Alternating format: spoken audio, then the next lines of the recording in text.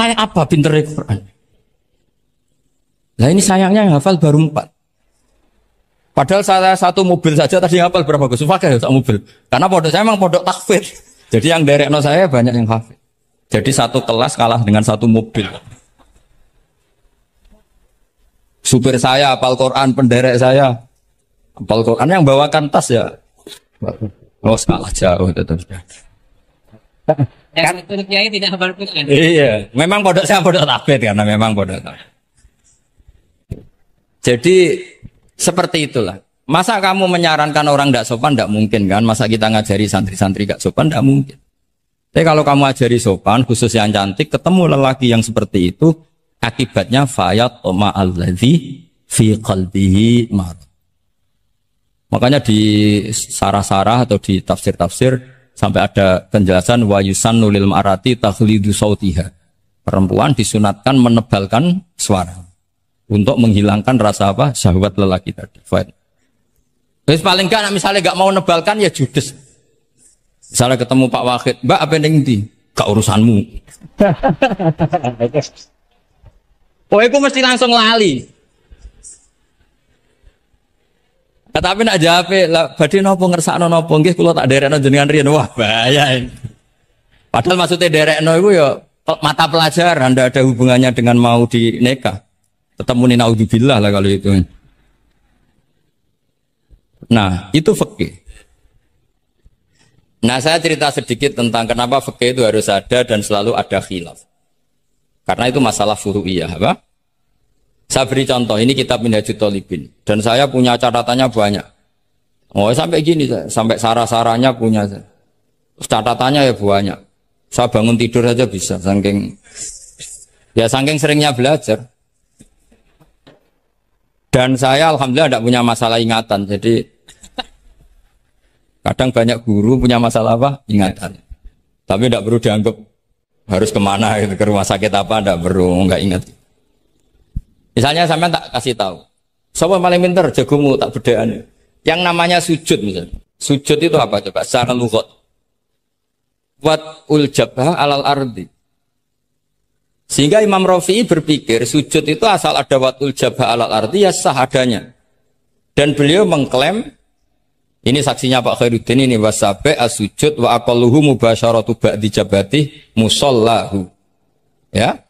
Beliau hanya mengatakan wala yajibu wat'u yadaihi wa rukbataihi wa qadamaihi fil azhar. Wala yajibu. Ini kalau enggak percaya, paman baca. Masuk tarakum bisa ya? Coba baca. Wala yajibu coba wat'u yadaihi pakai nada Indonesia, jangan nada negara sebelah coba. Wala yajibu wa rukbataihi wa qadamaihi fil azhar. Jadi menurut Imam Rafi'i ketika sujud itu tidak harus watul yad, tidak ada watul rukbah, tidak ada watul. Nah, karena secara lughat yang namanya sujud itu ya seperti itu, watul jab. Dan sujud itu sudah dikampanyakan sedemikian rupa bentuk apa ketertundukan tertinggi yaitu dengan watul jab. Artinya posisi kepala di bawah pantat. Tapi terus Minhajut Thalibin, padahal Imam Rafi'i ketika ngarang itu menyebut fil adhar dalam kitab Al-Muharrar. Terus kultu kata Imam Nawawi al-adhar wujubuhu. Ya masyhur kan karena Imam Nawawi berdasar riwayat umirtu an asjuda ala sabati al-humin al-jabha wal yaden warubaten wal qadam. Saya baca lagi ya, umirtu an asjuda ala sabati al-humin apa al-jabha wal yaden warubaten wal qadamen. Nah, andekan Imam Rafi'i ketemu Imam Nawawi, kamu ikut kubu siapa? Nawawi kan? Nah, sekarang oke, berdasar riwayat dan praktek guru-guru kita semuanya seperti itu. Kalau sujud melibatkan 7, oke itu berdasar riwayat dan berdasar perilaku guru-guru kita. Oke, secara sanad kita tidak punya pilihan, pasti seperti itu. Ikut guru. Tapi kalau pertanyaannya dibalik, saya ulang, pertanyaannya dibalik. Min asbabir riddah itu adalah sujud lisonamin. Kira-kira kalau ada orang sujud hanya watul jabah lisonamin, sudah murtad apa belum? Murtad kan? Enggak, sudah murtad belum? Termasuk murtad kan sujud di sonamin atau di khairillah. Kira-kira untuk murtad syaratnya melibatkan 7 anggota apa cukup watul jabah?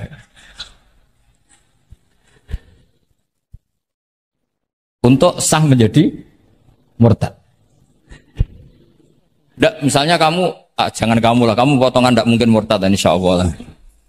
Misalnya ada orang murtad dengan cara murtad yang fi'li. Contohnya apa? Kasujudin lisonamin. Murtad kan, ingat masih ada 3 kan? I'tiqadi, qauli, fi'li. Yang fi'li contohnya kasujudin lisonamin. Untuk menjadi sah murtad itu nunggu 7 anggota apa salatul jabah? Gak jawab, jangan ngawur saja kak, biasanya aja. Udah, gak usah. Kan biasanya ngawur terus gak apa-apa, masih anak-anak aja. Hati-hati aja tetap ngawur apalagi. Nggak, menurut kamu sudah murtad belum? Ya kan murtad kan?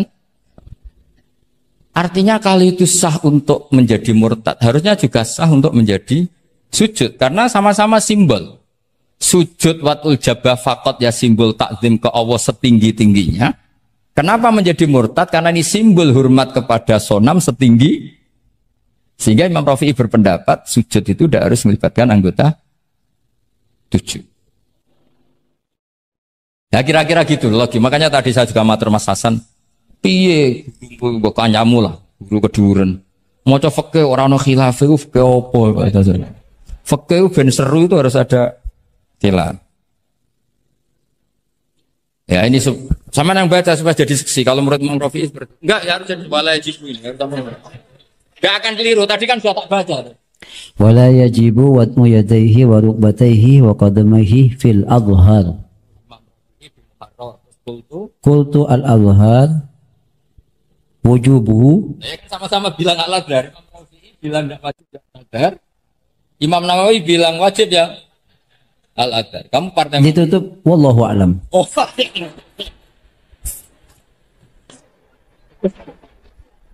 Enggak ada, Gus. Ada walau. Nggih, wallahu a'lam. Aduh, ini enggak ada penggantinya.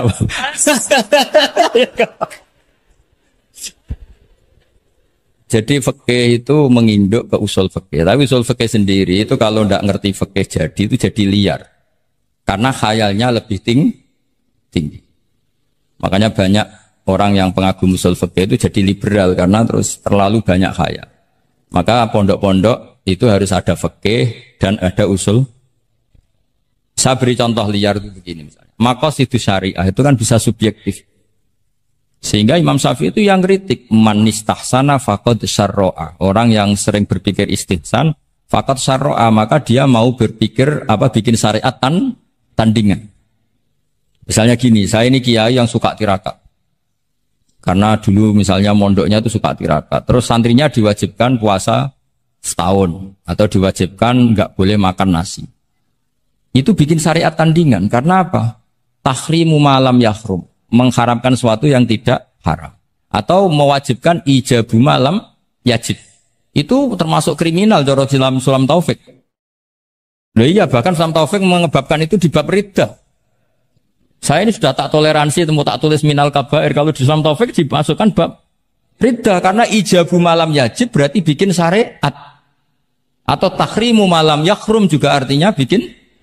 Tidak tahu, guru di sini biasanya tahrimu malam yakhrum apa tahrimu malam yuharram. Umumnya bacanya apa? Bisa dua. Ya rada maju berarti semuanya.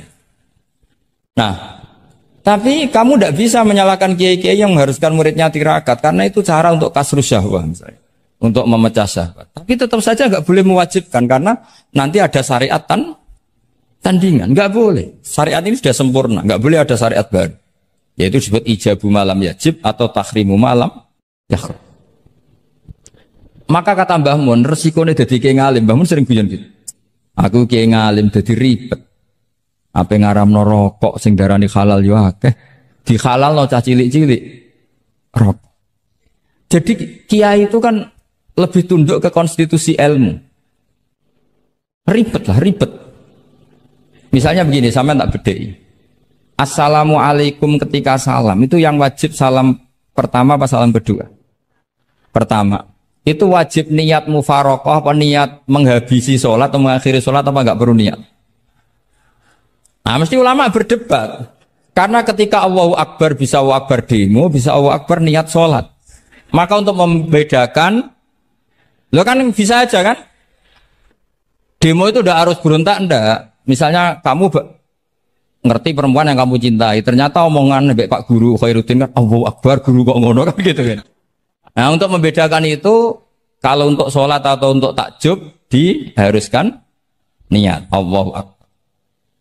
Nah, sekarang salam harusnya juga ada pikiran begitu. Ini salam karena ketemu orang, apa salam karena keluar dari sholat. Makanya selalu ada ulama yang berpendapat wajib niatul khurud minas sholat.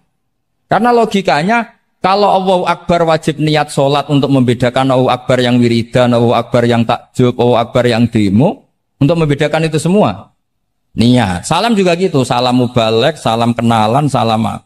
Harusnya pembedanya adalah niatul khurud minas sholat. Makanya saya tadi itu komplain sama Pak Khairuddin, itu Basul Masail Fikih kok tidak ada khilafnya. Betul orang itu kata saya. Itu yang putih. Oh, yang putri itu.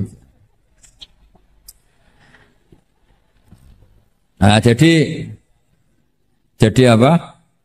Kaidah-kaidah seperti itu nggak bisa dihindari, khilaf-khilaf seperti itu nggak bisa dihindari. Ini saya baca ya, misalnya contoh-contoh yang itu mulai apa? Mulai salam ya.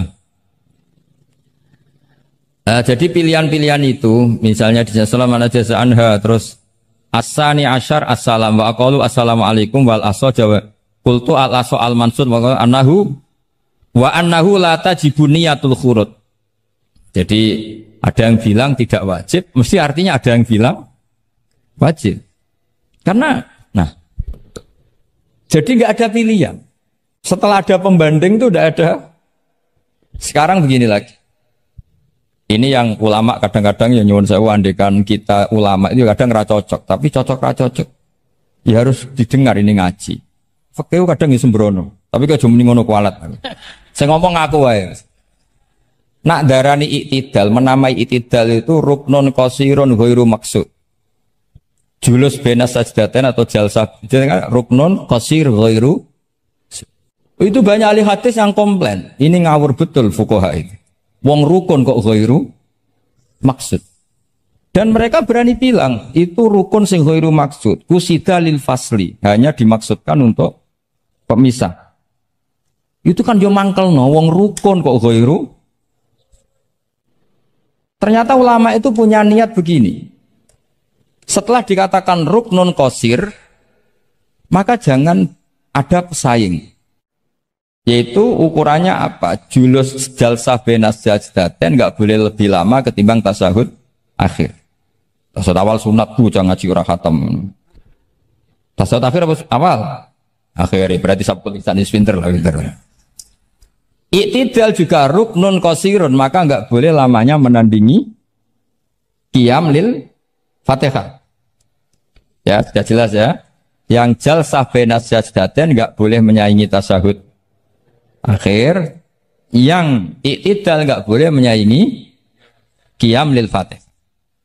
Ternyata ulama yo mikir, disaingi ku yo ora enak. Ngene koyo kula saingi Khairuddin yo ora gelem. Ora krana sombong, disaingi itu ndak enak. Kecuali level ya. Level ya hafal Quran itu 30 juz. Itu Jibril bisa demo ke kamu. Memangnya saya hanya nurunkan ayatul ahkam.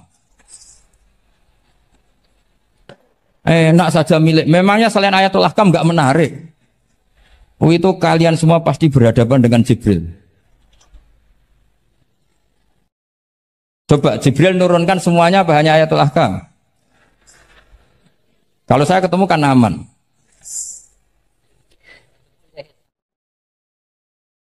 Iya bahaya kamu itu. Nah, ketika wajib gak mau disaingin, ini ternyata menginduk ke mazhabnya Abu Bakar. Abu Bakar As-Siddiq. Di antara sifat Allah paling keren itu la syarikalah. Di mana-mana zat yang top itu gak mau saingan, dan itu normal karena memang gak ada yang setara dengan Allah. Suatu saat Abu Bakar itu pulang. Ini nanti saya cerita fikih banyak. Kamu pasti setelah ini tambah pinter, tak jamin. Bukan barokahnya saya lah, barokahnya Mbah Mun, barokahnya Mbah As'ad gitu. Tapi kena rasa sombong yang termasuk barokahku lah gitu ya. Kamu tidak sombong. Tapi sombong juga gak apa-apa. Terus biasa salah. Orang salah sombong, salah liane. Abu Bakar pulang. Di situ tuh istrinya menyediakan beberapa makanan untuk sahur. Itu marah besar. Apa kamu mau menandingi Ramadan sehingga puasa sunat aja persiapannya seperti ini? Bahkan sebagian riwayat itu beliau memukuli Kidrun. Jadi itunya ada yang dirusak lah kira-kira. Ini dengerin betul. Nanti akibatnya di fikih. Makanya di fikih apa? Sholat fardu itu nggak mau kesaingan. Sholat fardu wajib qiyam liqadirin. Nggak boleh sholat sunat bersyarat begitu. Harus sah qu'ud meskipun ma'al qudrah. Karena fardu itu nggak mau kesaingan. Jadi fardu ya rada egois kira-kira gitu. Nah, mesti sama lagi krungu iki gitu. Maksudnya sering roh hukumnya tapi baru tahu logika ini. Loh aku rasul don sul yakin. Yakin.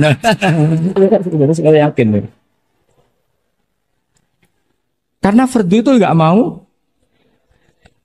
Poso fardu wajib tabyitun niat.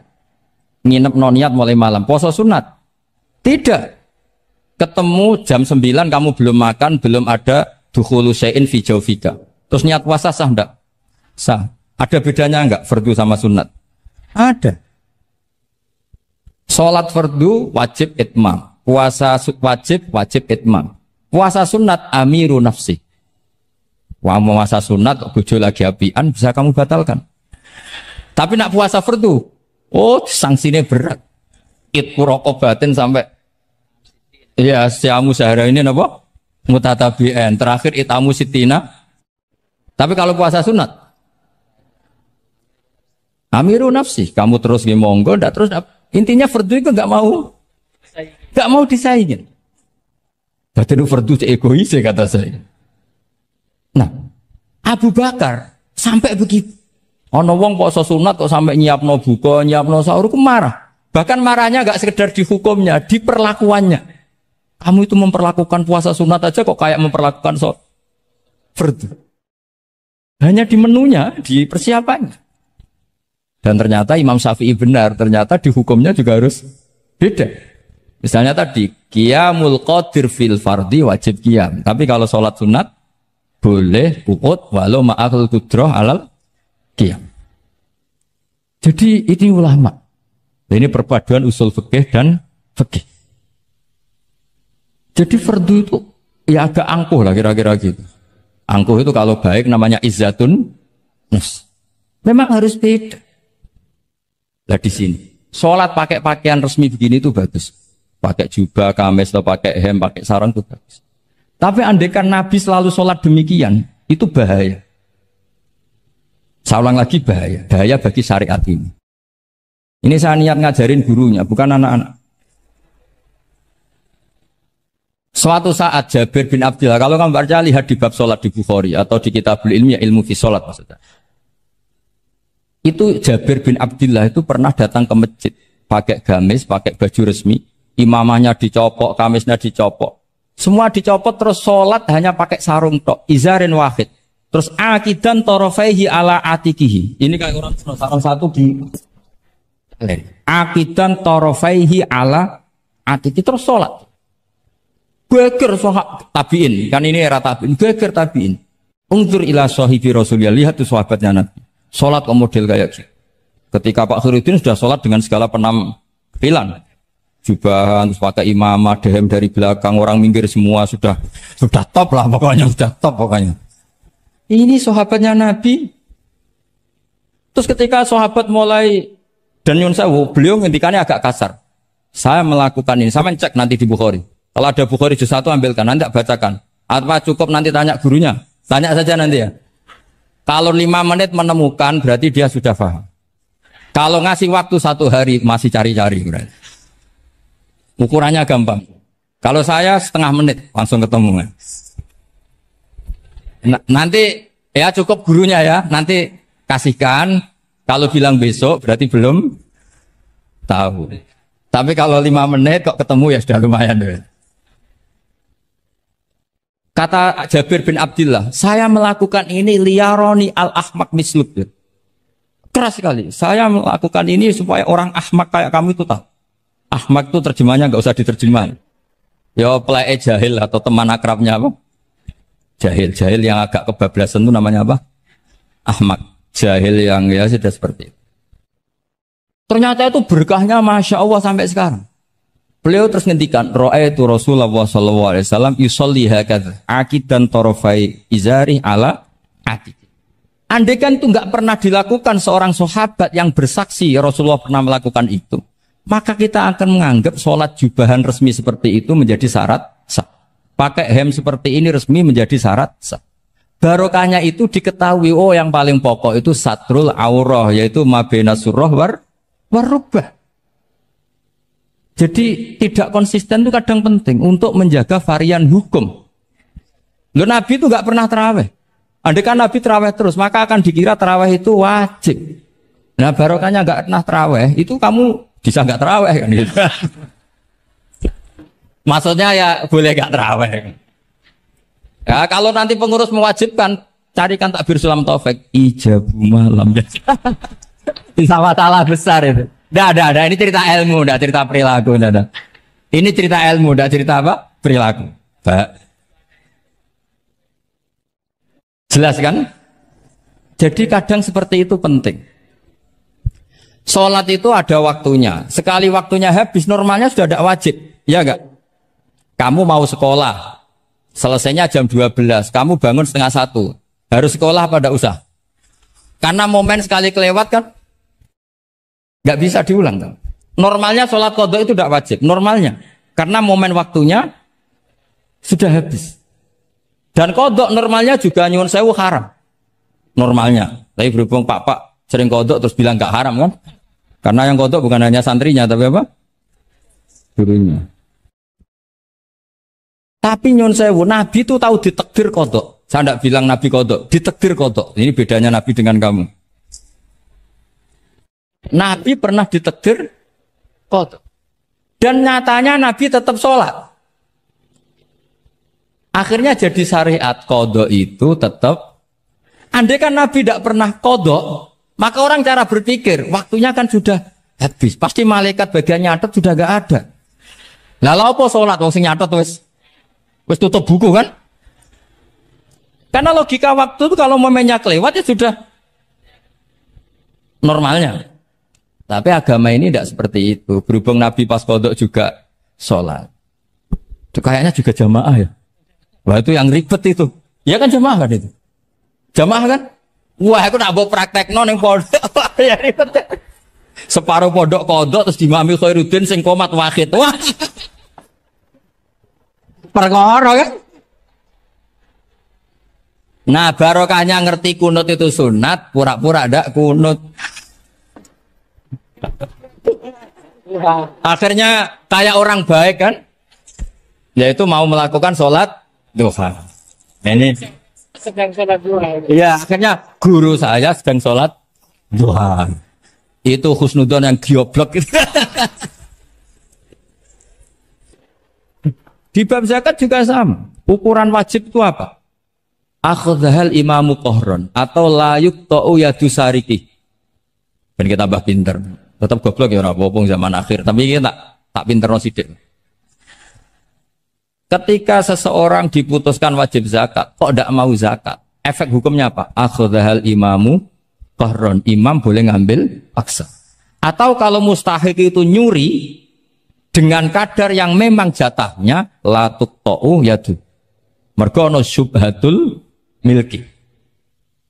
Jadi paham ya? Jadi sampean misalnya fakir, tanggane Pak Khairuddin gak gelem zakat, nyolong jatah.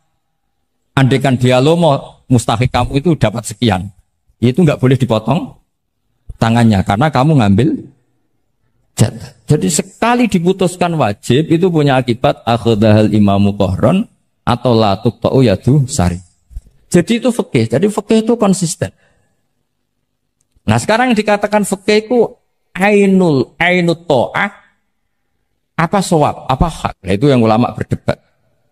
Sekarang misalnya sampean tak bedheki begini. Sing darani salat sing sah iku madhep kiblat. Betul kan? Ya, betul. Masih ingat ya? Sekarang madhep kiblat itu menjadi baik karena nurut Allah apa karena madhep kiblat? Karena nurut Allah. Sehingga semangat fikih semangat taat ning Allah. Falau sholla arba'a raka'atin bi arba'i jihadin itu enggak perlu i'adah. Karena ketika aku istihad sana itu kiblat, rakaat kedua rubah ke sana, rakaat ketiga rubah. Allah ngitungnya, saya iku capek oleh kepin roh kiblat tenanan, nganti spekulasi ping 4. Artinya apa? Karena kadang Allah itu butuh taatnya apa butuh kasile? Butuh taat. Nah, ini yang paling angel. Tapi di dalam banyak hal kaidah fikih itu al-ibrah bima fi nafsil amri. Kadang bima fi dzonil mukallaf wa bima fi nafsil amri. Kadang mu al-ibrah bima fi dzonil mukallaf la bima fi nafsil amri. Jadi selalu fikih itu khilaf. Fikih yang furu'iyah maksudnya, yang furu'iyah. Ini kadang-kadang rada angel. Nah, sekarang misalnya seperti itu. Ijtihad tadi. Ijtihad itu apa coba? Ya tadi, ketika Anda sholat madhab sana, terus taghayyara ijtihaduka dan memutuskan kiblat ke sana, kamu harus nuruti ijtihad kamu apa enggak? Harus nuruti kan? Karena kalau kamu teruskan di rakaat kedua madhab sana, berarti kamu ibadah dengan cara yang kamu yakini salah. Maka harus rubah. Karena ada kaidah al-ijtihad la yunqadu ijtihad. Kok ijo, betul pinter iso nerusno. Nah, ternyata itu sudut pandang kalau dengan kaidah itu sehingga lau sholla arba'a raka'atin bi arba'i jihadin sohat sholatu. Tapi kalau dibalik al-ibrah fil ibadah itu bima fi dzonil mukallaf wa bima fi nafsil amr. Nah, kalau Anda kan sudut pandangnya pakai kaidah itu, berarti kan pasti ada 3 jihad yang salah. Pasti apa mungkin? Pasti. Nah, kenapa di bab al-ijtihad itu ditoleransi? Padahal jelas yang 3 ini tidak fi nafsil amr. Lagi-lagi tidak semua ulama cara pandang sama. Yang satu pakai kaidah ini, yang satu pakai kaidah. Makanya saya sering mencontohkan berkali-kali. Kalau kamu ingin suan saya enggak apa-apa, tetap baik. Karena kemungkinan seneng kiai ya 2. Dulu saya sering bicara cerita. Ada tabiin tanya sama sahabat, bagaimana wajah Rasulullah SAW. Tabiin ini nangis. Wallahi saya ini saking hormatnya, saking haibahnya Rasulullah, saking hormat saya tidak pernah berani melihat wajah beliau. Saya sowan juga agak berani karena takut ganggu. Jadi cara seneng kiai itu ya kadang nggak perlu sowan, karena bawaannya itu ganggu. Loh misalnya saya ketemu anak istri saya kan asik, terus ketemu Wahid kan ya pusing. Jadi Allahu Akbar. Provokator ini. Jadi justru saking takdimnya Rasulullah, pilihannya itu tidak sowan karena takut ganggu Rasul.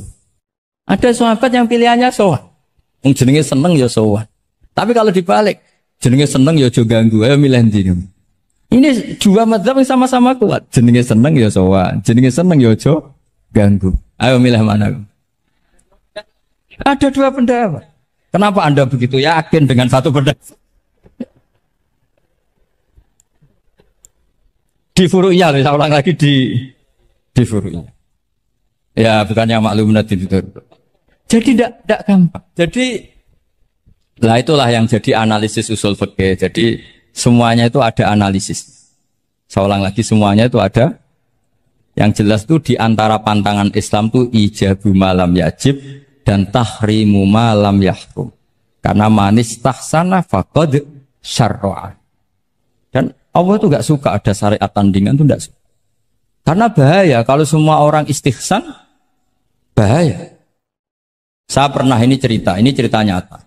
Ada pengurus yayasan yatim piatu yang sehat. Saya ulang lagi yang sehat. Sehat yayasannya, sehat apa keuangannya, sehat perilaku. Datang ke saya minta doa, minta nasihat.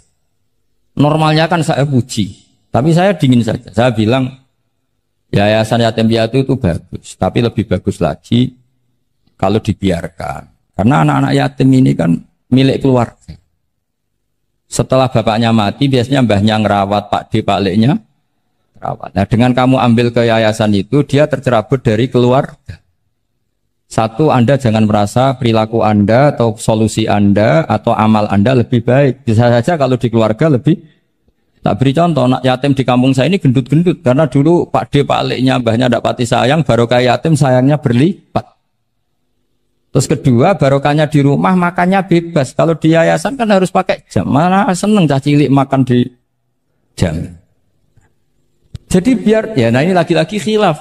Yang setuju yayasan yatim, yang sehat loh. Kalau kan yang nggak sehat memang kita tidak cocok. Yang sehat, bayangkan yang sehat. Itu saja ada masalah. Karena tadi anak ini kan bagus. Makanya Mbah Mun pernah dawuh. Ya yayasan yatim piatu itu ya apik, tapi gak oleh bocah tercerabut songko keluar. Nah ini kalau kita mentasrek itu semua anak diambil terus gak tahu Pak D-nya siapa, mbahnya. Meskipun ditulis, tapi kan gak semudah itu. Ingat kalau hanya sekedar di catatan dokumen kan. Tapi kalau dibiarkan di keluarga ngundang Pak D, Pak Le, mbah dan sebagainya. Jadi gak bisa misalnya kamu bahas masalah gimana hukumnya mendirikan yayasan yatim piatu. Kamu bilang sunat mutlak, tidak bisa karena di sini ada unsur tadi. Gak sampean mondok ini sunat apa enggak, Bapak mondok? Ya bisa wajib, bisa sunat, bisa haram. Karena yang haram misalnya gini, kamu di kampung kamu itu andalan, tidak ada orang baik kayak kamu, tidak ada yang bisa ngaji kecuali kamu. Enak-enakan mulang ning pondok, mergo keren timbang mulang ning kampung, mau wong telu. Makanya Mbah Mun kalau guyon sama saya masih ingat betul lagi. Jadi kiai yo latihan ya. Aku tahu keliru kata Bang. Tak pikir keliru apa? Anak perainan ditanya Mbah Mun, "Cung perainan kok ning pondok?" Mbah Mun sempat husnudzon kayak cah sregep, wong perainan kok ndak pulang. Ternyata, "Lho perainan kok ning pondok, Cung? Kok sregep temen?" "Mboten, Mbah, nate ngomah kan ngarit." Ternyata. Jadi husnudzon itu kadang ini. Semenjak itu Mbah Mun kalau ada perainan, "Cung, mulai Cung ben kenal wong tuamu." Jadi malah dibalik. Iya kan kalau kelamaan ke pondok kan nggak roh asal usul orang tua sehingga tidak punya empati, tidak punya kasihan kan. Orang tuanya berjibaku ngarit apalah kerja apa. Nah ya artinya terus kamu tidak bisa. Semua santri yang perenan tidak pulang berarti santri baik. Sebetulnya tidak mesti juga. Santri takut ngarit kan gitu. Jadi namanya sudut pandang gitu. Jadi masalah-masalah furu'iyah itu tidak bisa tidak seperti itu. Nah, sehingga kita tahu di kitab Mahali atau di kitab beberapa kitab fikih mesti kaul awal, kaul sani, kaul salis dan sebagainya. Karena ini masalah sudut pandang. Wali nikah misalnya. Wali nikah itu kalau fasik sah apa enggak? Wali mujbir. Ada ulama yang mengatakan kalau wali mujbir fasik tetap sah jadi wali. Likamali syafaqatih. Karena seorang wali ini pasti sangat sayang. Meskipun fasik dia orientasi tentang anaknya tetap bagus. Ada yang bilang enggak. Kalau fasik harus dicabut hak walinya. Di mana-mana orang fasik sudah error. Jangan-jangan karena dia pemabuk atau karena dia tukang judi, pikirannya dapat menantu yang kaya meskipun tukang judi. Bahaya ini kalau diberi hak wilayah atau hak wali. Makanya banyak ulama mengatakan sekali fasik dicabut. Nah ya yang satu memandang umumnya orang tua meskipun fasik tetap likamalis. Tapi kata siapa di sosial itu mesti semua orang begitu apa tidak mesti? Tidak mesti. Makanya kalau saya ini mengatakan cabut saja. Li'annahu la yu'manu ayadu'aha inda fasikin misli. Karena siapa yang bisa menjamin kalau dia tidak mengawinkan putrinya dengan orang fasik yang sejenis? Orang fasik pasti komunitasnya juga fasik. Dan dia nganggap orang fasik itu tidak problem, dia sendiri fasik. Wes dia untuk iki capek, jebule capek sing tahu ngutangi ning nggon judi. Karena dia punya ukuran apik versinya dia. Lagi-lagi fikih kok mujma' alaih mau piye yo. Yang furu'iyah maksud saya yang furu'iyah.